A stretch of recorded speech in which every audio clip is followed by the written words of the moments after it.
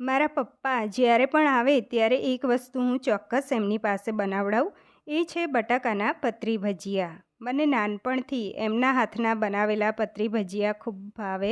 હું પણ આ ભજીયા બનાવું છું, પણ પપ્પાના હાથનો સ્વાદ જ કંઈક અલગ હોય છે.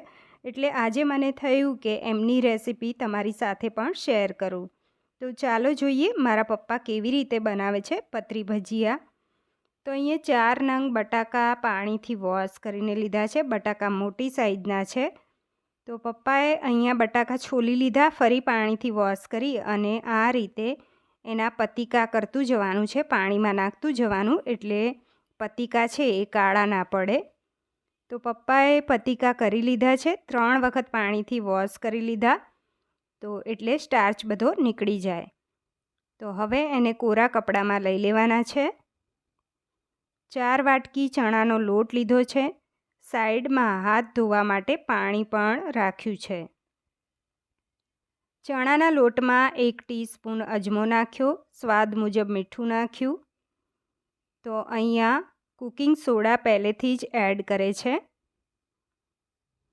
તો અહીંયા 1/2 ટીસ્પૂન કરતાં થોડોક વધારે કુકિંગ સોડા એડ કર્યો. હવે ચપટી હળદર નાખી. હળદર વધારે નથી નાખવાની.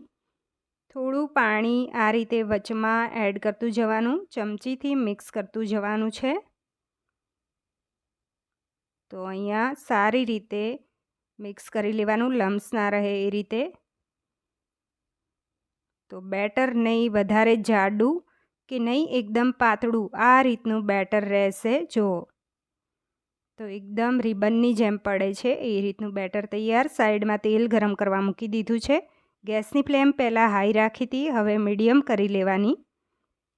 તો પતરીને બેટરમાં ડીપ કરી અને તળતા જઈશું.